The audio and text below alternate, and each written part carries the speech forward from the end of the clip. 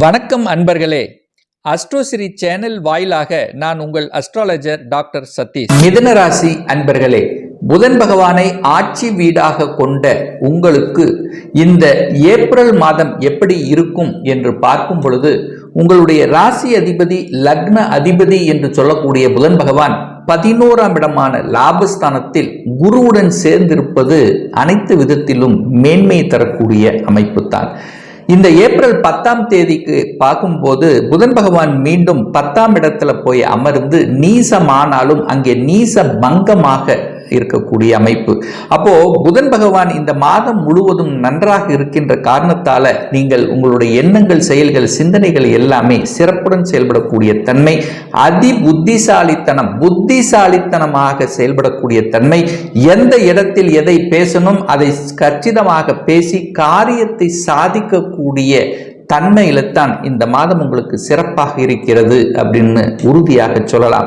2ஆம் அதிபதியாக இருக்கக்கூடிய சந்திரன் இந்த ஏப்ரல் மாதம் 1 தேதி என்றே 7ஆம் இடத்தில் அமர்ந்து கொண்டு குருவினுடைய பார்வை பெற்றிருப்பதும் குருவினுடைய வீட்டில் இருப்பதும் தனத்தை பெருக்கக்கூடிய அமைப்பு. ஸோ இந்த மாதத்தில் நீங்கள் வருமானம் பார்த்தீங்கன்னா முன்னேற்றத்தை கொடுக்கக்கூடிய அமைப்பு, 4 காசு சேர்த்தக்கூடிய வாய்ப்புகளையும் சந்தர்ப்பங்களையும் நிச்சயமாக உருவாக்கும். குடும்பம் நன்றாக இருக்க போகிறது. அது கடந்த 2.5 வருடங்களாக நீங்கள் எந்தெந்த சோதனைகளை சந்தித்தீர்களோ, எந்தெந்த விதத்தில் பணம் சார்ந்த விஷயத்தில், குடும்பம் சார்ந்த விஷயங்கள், தனம் சார்ந்த விஷயத்தில் அனுபவ பாடத்தை கொடுத்திருக்கும் அல்லவா, அந்த அனுபவ பாடத்தின் வாயிலாக இந்த மாதம் தனம் திருப்தியாக தொழில் சார்ந்த விஷயத்தில் முன்னேற்றத்தை தரக்கூடிய ஒரு அற்புத மாதமாக இருக்கிறது. குடும்பத்தில் சுப காரியங்கள் செய்யக்கூடிய அமைப்பு, குடும்பம் சார்ந்த விஷயத்தில் அதாவது எந்தெந்த பொருள்களை வாங்கணும் என்று ஆசைப்படுகிறீர்களோ அத்தனையும் வாங்கக்கூடிய வாய்ப்புள்ள ஒரு மாதமாக தென்படுகிறது. 3ஆம் அதிபதி என்று சொல்லக்கூடிய சூரிய பகவான் 10ஆம் இடத்தில் குருவினுடைய வீட்டில் அமர்ந்து கொண்டு திக்பலத்துடன் வலிமையாக இருக்கக்கூடிய தன்மை. அதுவும் இந்த 13ஆம் தேதி ஏப்ரல் 13ஆம் தேதி அந்த 3ஆம் அதிபதியாக இருக்கக்கூடிய சூரிய பகவான் உச்ச பலத்துடன் வலிமையாக இருக்க போகிறார். அப்போ 3ஆம் இடம் என்பது தன்னம்பிக்கை கொடுக்கக்கூடிய தன்மை. அப்போ மனதில் தைரியத்தை உருவாக்கும். அதாவது எதை செய்யணும், எதை சாதிக்கணும் என்று நினைத்து கொண்டிருக்கிறீர்களோ அத்தனையும் சாதிக்கக்கூடிய ஒரு நல்ல மாதம். அரசாங்க சார்ந்த விஷயத்தில் எந்தெந்த விஷயங்கள் தடைபட்டு கொண்டிருந்ததோ அதை எடுத்து செயல்படுத்தக்கூடிய தன்மைகள். அதே சமயத்தில் பார்த்தீங்கன்னா அந்த 3க்குரியவன் 11ஆம் இடத்தில் இருக்கார் அல்லவா, அப்ப பிரயாணங்கள் மூலமாக, மாற்றங்களின் மூலமாக நல்ல அனுகூல மேன்மைகள் தரக்கூடிய தன்மை, சகோதர சகோதரிகள் மூலமாக நன்மைகள் பெறக்கூடிய மாதமாகவும், நண்பர்கள், புதிய நண்பர்கள் கிடைக்க பெறுவார்கள். அந்த நண்பர்கள் மூலமாக நல்லதொரு தன்மை, அதாவது நண்பர்களால் ஆதாயம், அனுகூலம் பெறக்கூடிய வாய்ப்புகள். அதே சமயத்தில் 3ஆம் இடம் என்பது உங்களுக்கு அதாவது எதெல்லாம் ஒப்பந்தம் 3ஆம் இடம் என்பது ஒப்பந்தத்தை குறிக்கக்கூடிய அமைப்பு. அப்போ ஒரு வீடு வாங்கணும், ஒரு நிலம் வாங்கணும், இந்த மாதிரியான வாங்கக்கூடிய தன்மை, பத்திர பதிவுகள் நடக்கக்கூடிய தன்மை, இது எல்லாமே சிறப்பாக இருக்கிறது. ஏன் சொல்றேன்னா சுக்கிரனும் வலிமையா இருக்கார். அப்ப சுக்கிரங்கிறது வீட்டுக்கு காரகன் அல்லவா, வண்டி வாகனத்துக்கு காரகன் அல்லவா. அப்போ உங்க பெயரில் ஒரு பத்திரப்பதிவு நடக்கக்கூடிய வாய்ப்புகளையும் சந்தர்ப்பங்களையும் உருவாக்கும். அது இசை சம்பந்தப்பட்ட துறையில் இருக்கின்ற, கலைத்துறையில் இருக்கின்ற இந்த மிதுன ராசி என்பவர்களுக்கு நல்ல மேன்மையுள்ள, நல்ல புகழை கொடுக்கக்கூடிய, புதிய புதிய ஒப்பந்தங்கள் கிடைக்கக்கூடிய ஒரு நல்ல மாதமாக தென்படுகிறது. 4ஆம் அதிபதி என்று சொல்லக்கூடிய புதன் பகவான் 11ஆம் இடமான லாபஸ்தானத்தில் அமர்ந்து கொண்டு இந்த ஏப்ரல் 10ஆம் தேதி என்று 10ஆம் இடத்தில் அமர்ந்து கொண்டு நீசமாகி, நீச பங்கமாகி அந்த 4ஆம் இடத்தை பார்ப்பது உங்களுக்கு சிறப்பு. 4ஆம் அதிபதி 4ஆம் இடத்தை பார்ப்பது உங்களுக்கு சுகஸ்தானத்தை பெருக்கிக் கொள்ளக்கூடிய அமைப்பு. இதுவரைக்கும் எந்தெந்த தடைகள் நடந்தது, ஒரு வீடு வாங்குறதுக்கு ஒரு சரியான லொகேஷன் இல்லை, பணம் இருக்கு ஆனா வாங்க முடியல, தடை இருந்தது, பிரச்சனை இருந்தது. இந்த மாதிரியான ஒரு குழப்பத்தில் இருக்கக்கூடிய இந்த மிதுனராசி என்பவர்கள் இந்த மாதம் நீங்கள் நினைத்த காரியங்கள் ஈடேறக்கூடிய தன்மை, ஒரு வீடு, வண்டி, வாகனங்கள் இதெல்லாமே மாற்றப்படுது அல்லது வாங்குறது. இது எல்லாமே சுமூகமாக நடக்கக்கூடிய ஒரு நல்ல மாதமாக தென்படுகிறது. 4ஆம் இடத்தில் கேது உட்கார்ந்து ஒரு தாயினுடைய உடல்நலம் சார்ந்த விஷயத்தில் சின்ன சின்ன தடைகள், பிரச்சனைகள் கொடுத்திருந்தாலும் இந்த மாதம் அந்த தடைகள் எல்லாம் நிவர்த்தியாகக்கூடிய தன்மை. 5ஆம் அதிபதியாக இருக்கக்கூடிய சுக்கிரன் சுக்கிரன் வலுப்பெற்று இருக்கக்கூடிய ஒரு நல்ல மாதம். அதாவது மிதுன ராசி என்பவர்களுக்கு ஒரு யோகத்தை தரக்கூடிய ஒரு கிரகம் அப்படின்னு சொன்னா அது சுக்கிரனை சொல்லணும். அந்த சுக்கிரன் 10ஆம் இடத்தில் அமர்ந்து கொண்டு இருக்கிறார். அது குருவினுடைய வீட்டில் அமர்ந்து உச்ச பலத்தோடு இருக்கு. குருவினுடைய பார்வை 11ஆம் இடத்திலிருந்து குருவினுடைய பார்வை அந்த 5ஆம் இடத்தின் மீது பதிகின்ற காரணத்தால பூர்வ புண்ணியங்கள், நீங்கள் கொடுத்த அந்த முற்பிறவியில் செய்த பயனாக குழந்தை பாக்கியம் யாருக்கெல்லாம் தடைப்பட்டு கொண்டு பிரச்சனையாகி கொண்டு இருந்ததோ அவர்களுக்கெல்லாம் அந்த தடைகள் நிவர்த்தியாகக்கூடிய ஒரு நல்ல மாதம்.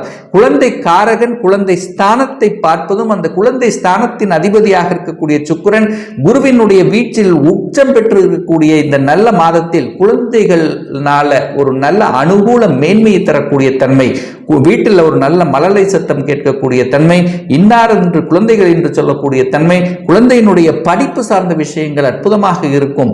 ஏன்னா 5ஆம் அதிபதி வலுப்பெற்றிருக்கிறனாலும் குருவும் புதனும் இணைந்து ஒரு நல்ல ஒரு 11ஆம் இடத்துல இருக்கிறதுனால என்ன படிக்கணும்னு ஆசைப்படுகிறீர்களோ அந்த ஆசைகள் நிறைவேறக்கூடிய நல்ல ஒரு மாதம். ஒரு இன்ஜினியர் படிக்கணும், ஒரு டாக்டர் படிக்கணும், ஒரு வக்கீல் ஆகணும், ஒரு சிஏ படிக்கணும், இந்த மாதிரி எதை ஆகணும் என்று உங்க ஆழ் மனதில் நினைத்து கொண்டு செயலாற்றிக் கொண்டிருக்கிறீர்களோ அது நடக்கக்கூடிய ஒரு நல்ல மாதமாக தென்படுகிறது இந்த மிதுன ராசி என்பவர்களுக்கு.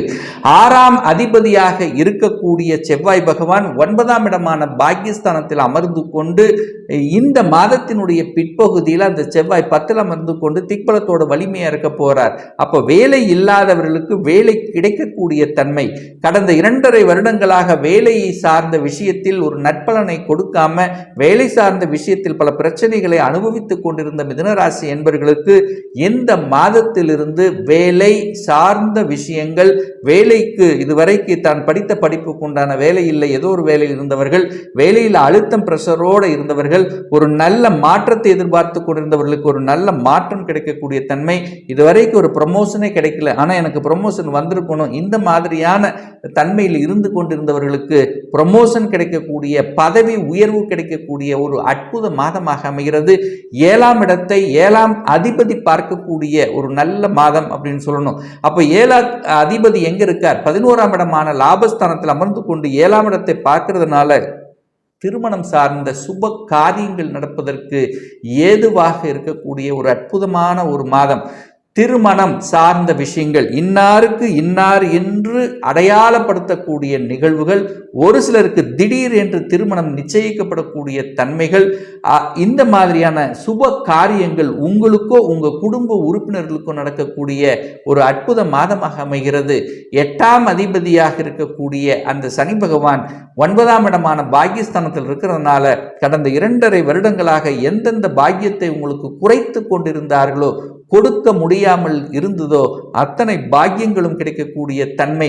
ஏது ஸ்ட்ராங்கா சொல்றேன்னா, இந்த மாதம் அனைத்து கிரகங்களும் பார்த்தீங்கன்னா 9ஆம் இடமான பாக்கியஸ்தானம், 10ஆம் இடமான தொழில்ஸ்தானம், 11ஆம் இடமான லாபஸ்தானத்திலேயே இருக்கிறது.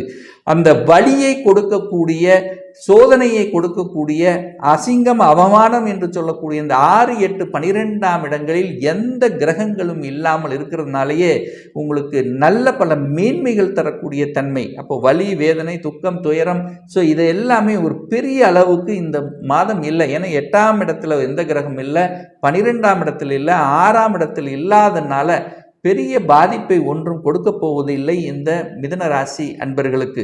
அப்ப தொழிலில் உயர்வு இருக்க போகிறது. தன்னுடைய பேச்சை அறிவை செய்து புத்தியை வச்சு செய்யக்கூடிய அனைத்து விதமான தொழில்களிலிருந்து நன்மைகள் தரக்கூடிய தன்மை, சொல்லிக் கொடுத்தல், போதனைகள் செய்வது, சட்டம், நிதித்துறை, நீதித்துறை, ஸோ இந்த மாதிரி கையாளுகின்ற அத்தனை விஷயங்களும் நல்லது நடக்கக்கூடிய தன்மை.